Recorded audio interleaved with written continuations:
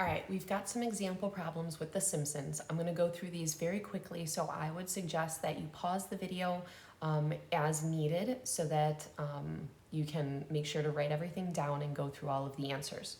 So what was Smithers' hypothesis? His hypothesis was that if he gives his different factory workers a special juice, that then they will be more productive because the special juice is going to basically increase their productivity.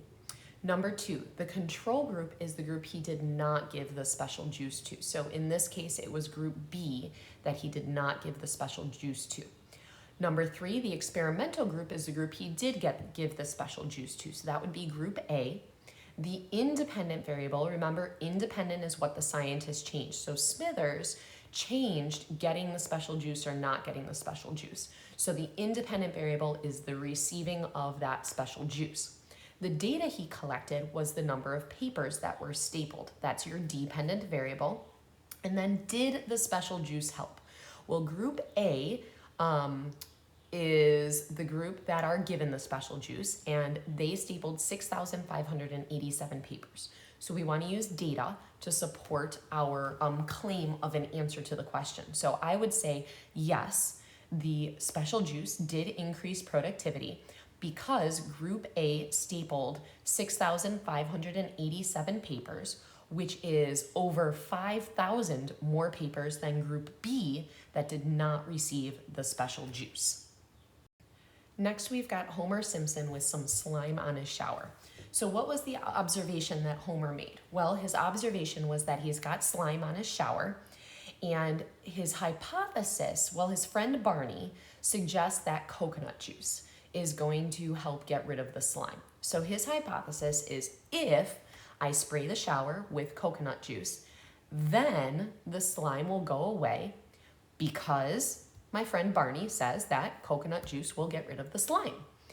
Number 9, what is the experimental group? So the side of the shower that he sprays with the coconut juice, that's the experimental group.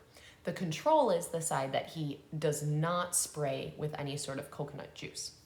Independent variable is what is he changing? He's changing what the shower is being treated with, the coconut juice or no coconut juice. The data he collects is how much slime there is on the shower, or the amount of slime in comparison on each side. And then, did the coconut juice clean the slime off of the shower? Well, the last sentence says that after 3 weeks of treatment, there are equal amounts of slime on the right and left side of the shower. So, did the coconut juice clean the slime? No, it did not. And then again, I need data to support that. So, because each side of the shower still had equal amounts of slime on it. So again, number 13, you want to make sure that you've got data to support your claim. Next, we have Bart doing an experiment with mice. The first question, what is the control group? So remember, the control group is the norm. The control is the one that has nothing done differently to them. So the control group in this case is going to be the mice that are not microwaved. Number 15, the experimental group. That is the group of mice that does get put in the microwave because, again, he thinks that exposing them to microwaves will make them super strong. Number 16, what kind of data did Bart record? Well, he wanted to see, could they push a weight to get to their food? So he recorded how many of the mice were able to push a 50-gram block in order to get to their food. Number 17, what is the independent variable? So what did Bart change throughout the experiment? Well, he changed the mice exposure to the microwaves. So he had some mice that were not microwaved, that was his control group, and then he had mice that were microwaved, that was the experimental group. The data he collected was, were they able to push the block and get the food? And then, are the microwaves stronger? So if we look at his data, the last two sentences, we want to use data to answer the question. So 8 of the 10 microwaved mice were able to push the block.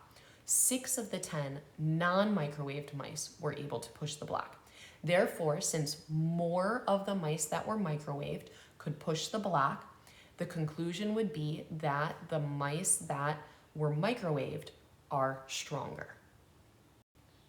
Next, we've got Krusty and its itching powder. What was Krusty's hypothesis?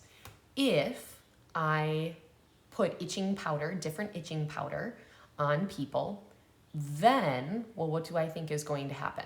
So reading the scenario, then maybe he thinks his original Itch-O-Rama is going to be the best, or then the new Scratchy Magic is going to be the best.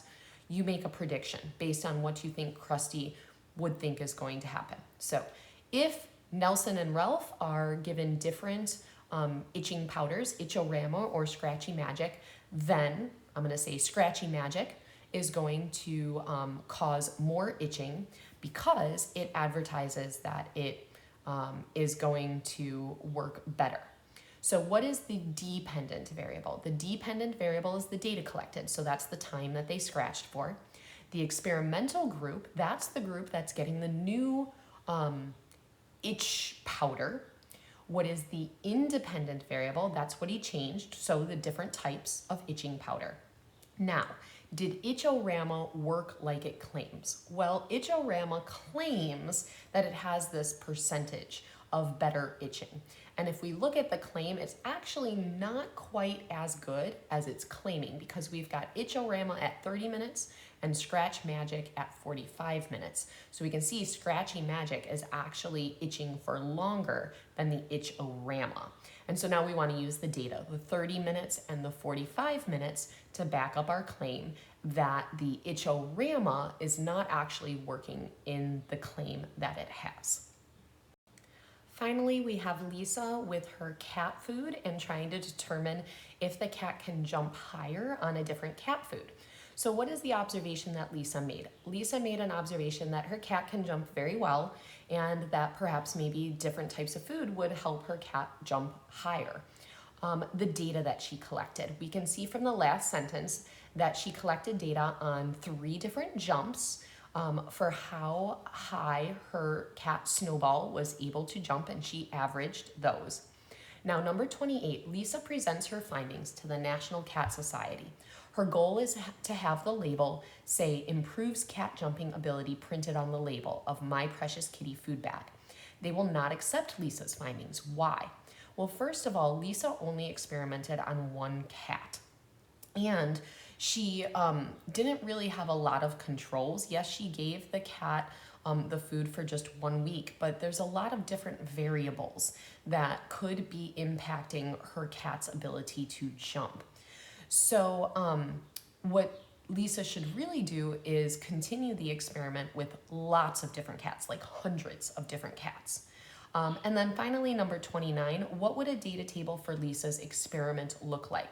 So what we want to remember is that when we make a data table, we're going to put the things that were changed on the left side. So we're going to put the different types of cat food on the left side.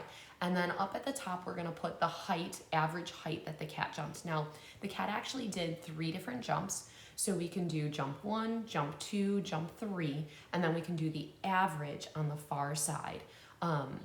And so take a look at my data table and kind of look and see about how it's organized so that it's easy to read and we can put that data in there.